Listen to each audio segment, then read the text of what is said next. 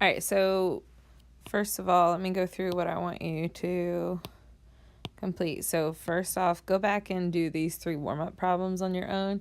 They should be a good review from the quiz. I really want you to focus on choosing what you think would be the best method and thinking about why you chose that, because that's going to be the first question I ask you tomorrow in class.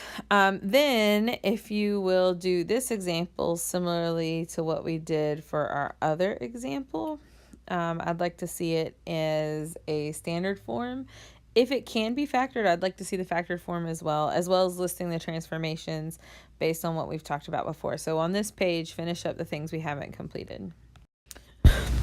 On this page, I'm going to go through an example real quick.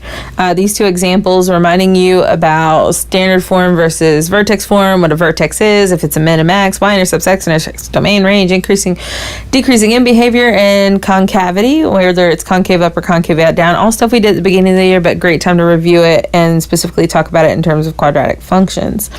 So I'm going to start with this one right here, x squared plus 6x plus 8. Couple things. The goal here is to get some things that you can see from this section. So as I'm looking at this, a couple things that I notice. X squared plus 6x plus 8 is factorable. If you factor it, you get x plus 2 and x plus 4. That means that you have an x-intercept at -2 and an x-intercept at -4. So the first thing I'm going to do is plot those x-intercepts. So I know I have an x-intercept here. I know I have an x-intercept here. Some other things to consider is plugging in some points so that we have enough to look at and figuring out where the rest of the points of this graph could go. So I'm going to go with x and y's. I already know what -4 is and -2. So figuring out -3 might be nice. Figuring out -1 and 0 may also be helpful in answering, getting us enough points to kind of get a look at what this quadratic looks like and what the parabola, where the parabola lies on the graph. So I'm going to plug in -3. Actually, I'm going to do an easy one. I know 0 is 8, right? 0 squared plus 6 times 0 is all 0 plus 8 will give me 8. Let's plug in -1 now. So if I do -1 squared plus 6 times -1 plus 8, that's going to be 1 minus 6 plus 8. So that's 9 minus 6, which is 3. So that one would be 3. And then let's do -3 as well. Go back to this. So -3, -3. That would be 9 minus 18 plus 8, which is 17 minus 8, which is -1. So -3, -1, -1, 3. And 0, 8. And since we know it's a parabola and it's going to be reflected across that axis of symmetry, you can start to see the pattern of where it's reflecting. So I can actually go through and put that there and see that my curve, I don't like the way that looks. We're going to try again. There we go. That's a little better. My parabola looks something like that. With that being said, I should be able to start answering a couple questions over here. So my axis of symmetry, remember the axis of symmetry is that middle imaginary line where it could be folded over and touched. All the points on the left can be touched on the points on the right. So my axis of symmetry is at x equals -3. My vertex is the point here. So that vertex is -3, -1. In this case, since this is the vertex is at the bottom of the parabola, it's a minimum. My y-intercept is at 0, 8.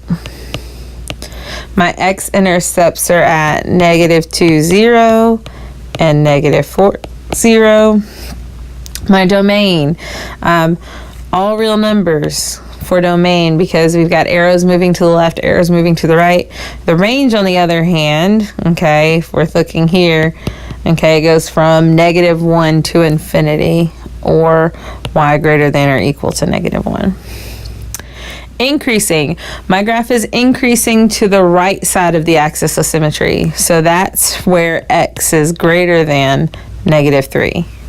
And it's decreasing to the left side of this axis of symmetry. So that would be x is less than -3. My end behavior, okay, is, notice that they're both going up, okay? So that would be as x approaches infinity, or as x approaches -infinity, y is always approaching infinity here, okay? Concave up, concave down, this is up, okay? Up, cup, down, frown. When it's in standard form, some of the benefits to standard form are, if it's factorable, you can find zeros.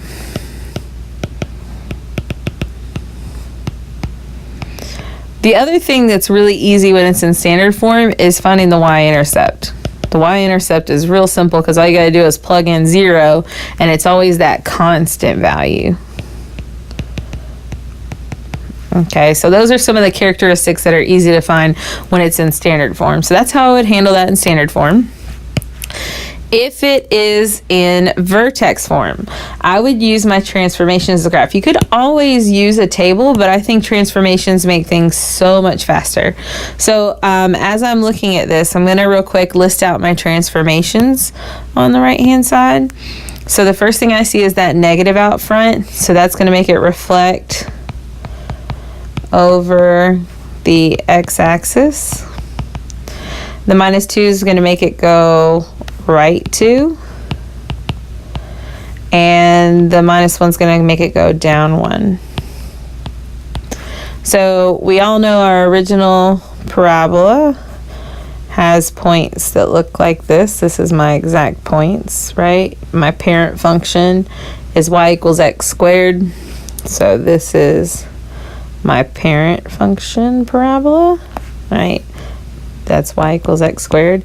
I'm now going to perform those transformations that we just talked about.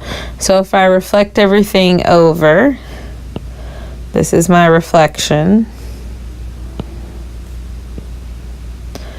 And then if I move it right 2 and down 1, go right 2, down 1. Kind of got a little mess going on there. Get rid of that. Okay, so that would be the middle point, right 2, down. Oh dear Lord, every time I touch this thing, it's going somewhere. Okay, so this would be this one. Let's go ahead and connect that. And now I'm going to make it go right 2, down 1. Let's try that one more time. Right 2, down 1.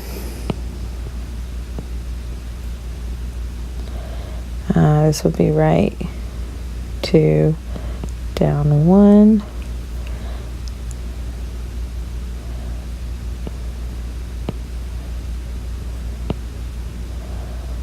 Okay, so the green one's my final one. This one right here is my green one. So as far as axis of symmetry goes, axis of symmetry is, again, this red line right here that goes through the middle of the green parabola. Okay, I'm going to get rid of the other parabolas just so they're not invading in our space as we're answering some of these questions. So, all right. So there's our parabola. The axis of symmetry is at x equals 2. You'll notice that that is the same value of this right here. The vertex is at 2, -1. You will see 2, -1 here. Okay, part of the reason why I call this vertex form, this transformation version, is because the vertex is listed in it. So one of the easy characteristics to find in vertex form, it's the vertex. Imagine that. I just shocked you with that one. Okay, so the next thing, since it's a negative right out front, I knew it was going to be upside down, and therefore I knew that that was going to be the top of it. So this is a max now. The y-intercept not as easy to see here, right? I might have to do a little bit of work to figure that out, which might be why a table might be helpful as well. But if I'm finding my y-intercept, that means I just need to plug 0 into my function. So negative 0 minus 2 squared minus 1. So negative 2 squared minus 1. So that's negative 4 minus 1. So I got negative 5. Now I think I kind of clearly made that there, but I just wanted to be 100% sure. So 0, negative 5. X-intercepts, we don't have any. Okay, we've got non-real solutions, therefore no x-intercepts. Domain, again, all real numbers. Range this time will go y is less than or equal to negative 2, because it's everything below here. Increasing, it is increasing to the left of the red line, so when x is less than 2, and decreasing when it's to the right of the red line, so that's when x is greater than 2. Okay, so these are just either side of the axis of symmetry. The end behavior, in this case, it's down, down, so it would be x approaches infinity, x approaches negative infinity, y approaches negative infinity, y approaches negative infinity.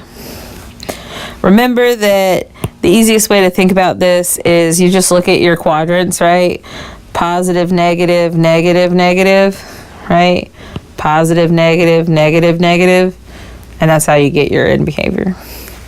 And this one is concave down like a frown. Okay. Motion stuff. All right, that's it. I want you to go through and do examples like, or the other two like, oh, the next things I want you to complete are this, the other two, as well as this, this. Okay, that is what we need to complete, which will help review that. All right, and I'm going to go ahead and talk about trajectory motion. This, again, is super easy. Go through and do the warm-up. It's just like the other ones. We can talk about it tomorrow.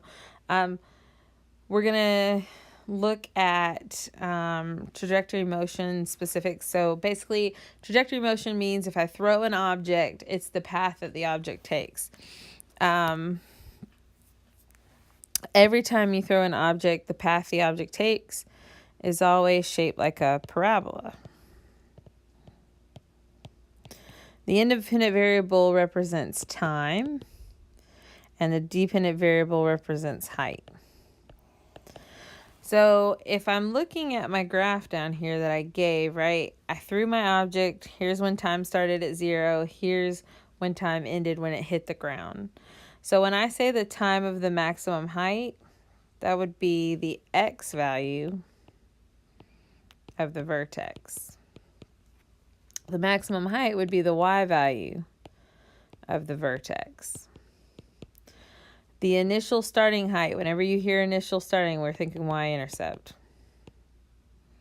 When the object hits the ground is the positive 0. Okay? I'm talking about this point right here, the positive x-intercept. Okay? Find the height given a time. That would mean you plug in t, get h. For this one, plug in h, get t. Okay. So all that information is kind of embedded in this picture. So this is my initial height. This is my maximum, okay, time, comma, height.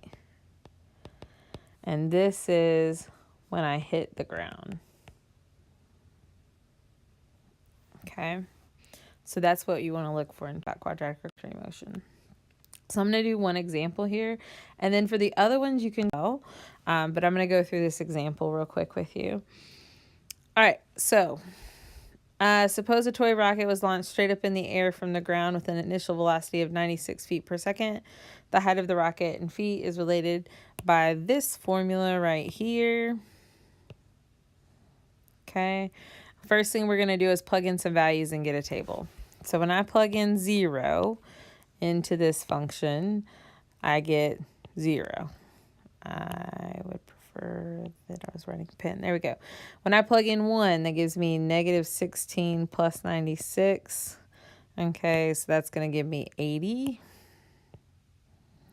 When I plug in 2, that's going to give me negative 32 plus, it's going to give me 160.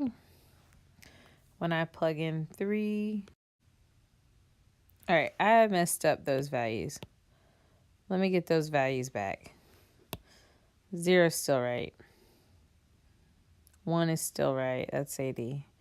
The next one is, so the next one's 128, 144, 128, 80, and 0. I'm going to plot these. Let's see. 1 is at 80. This one's also at 80. 128.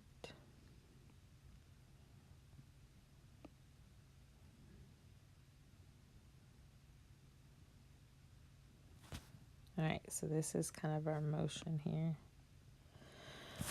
So we're going to go through and answer some questions based off our graph in reference to this thing. How many seconds after the rocket launch did it meet its maximum height? So you can see that right here is where it met its maximum height, and that took about 3 seconds. What was the maximum height of the rocket? If you look in our table at 3 seconds, we know that our maximum height was 144. In Desmos, you can literally just put this in and click on that point and it'll tell you that information. The next question, how many seconds after the rocket was launched did it hit the ground? We can see over here it hit the ground at 6 seconds. How high was it after 2.5 seconds? So 2.5 is not in our table, so I'm going to plug 2.5 in. So that'd be negative 16, 2.5 squared plus 96 times 2.5. Or the other thing you can do is just put 2.5 in the table in Desmos, and it'll spit out that is 140. Okay, in this case, we're talking about feet. I also need to put units on that one. Continuing on, how many seconds have gone by if the rocket is 119 feet in the air? So that means that we want our equation to be equal to 119. So all we need to do is take a look at that. Take this, get it equal to 0, and then put in Desmos and find solution.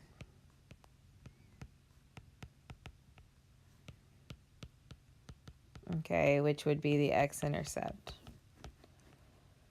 Okay. I'm going to pause there, and I'm going to actually show you in class how to do questions 6 and 7 in Desmos, because I can't import it into this video the way I want to. And I'm going to choose a couple. We will also type them on Desmos and pull off the information. You're just going to have to play with your windows as questions that I think you'll be okay on this one. So I want you to answer answer 1, answer 3 tomorrow. So you can go through and do these problems.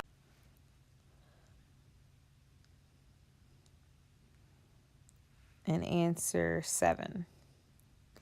And I'll go back through and we'll talk about the other ones